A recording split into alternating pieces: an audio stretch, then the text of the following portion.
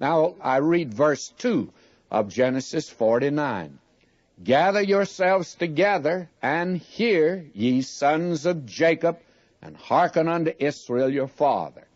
Now you must grant that this is quite a dramatic scene we have before us. Here's the old man, and he's sitting up in bed. I've seen pictures of him stretched out in bed and looked like he wouldn't be able to raise his head. But that's not true. He was leaning on his staff. The last verse tells that he was leaning on his staff. Old Jacob, frankly, friends, he'd been on the go all of his life, and he wanted to keep going. Death is really an embarrassment. It comes at a most inconvenient time when we want to keep going down here. And if you've made an appointment, you have to break that appointment. How unusual this is. I make all my appointments today on the condition that I'm alive. I've got appointments made 2 years ahead. I don't know whether I'll fulfill them or not. And I always say, provided I'm alive. Well, Jacob found that he couldn't keep going. He was leaning on his staff. He wanted to keep going, but he couldn't keep going. What a remarkable man he was in many ways. We'll see that when we come to it. Now notice what he has to say. He begins with Reuben, verse 3. Reuben, thou art my firstborn, my might, and the beginning of my strength, the excellency of dignity, and the excellency of power. The thing that he recognized, and all of these patriarchs recognized, is the great subject of heredity that has been made so much of today. Like father, like son, it's transferred on to the son, and Jacob is recognizing that. And he recognized in this boy a great deal that was like himself, unstable as water. That had been this man at the beginning, you see, even Jacob. But it was true of his oldest son. Thou shalt not excel. He never did win a blue ribbon. He won a couple red ribbons and some white ribbons. He never was in first place. Thou shalt not excel. There are a lot of folk like that today, and they're satisfied with it.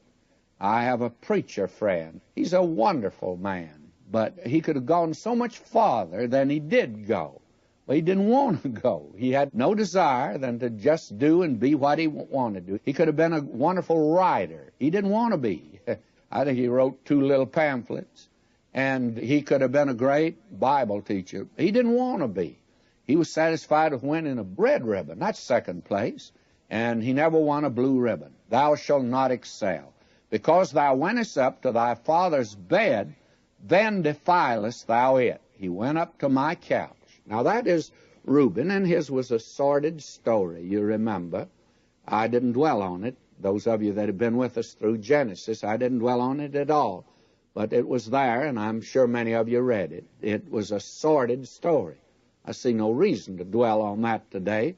Contemporary literature and plays and movies and television, well, they're making you sick of it. And I noticed that even a great many liberals today who just decried censorship and everybody ought to be able to do his thing and speak what he wanted to speak and freedom of speech. I noticed quite a few of them are writing now and saying they're tired of the dirt and filth that's coming out today. Well, may I say there's no reason to dwell on it. And certainly a Christian's told if there is anything pure, then think on those things. Now notice the next 2 boys are put together. Simeon and Levi are brethren. They were full brothers. They were the sons, you'll recall, of Leah. Instruments of cruelty are in their habitation. You remember how they went in among their neighbors. And, of course, their own sister had been raped, and they didn't appreciate that. And they killed over the entire habitation. Only one man is guilty, but they took it out on the whole town. They shouldn't have done that. And believe me, Jacob reminds Simeon and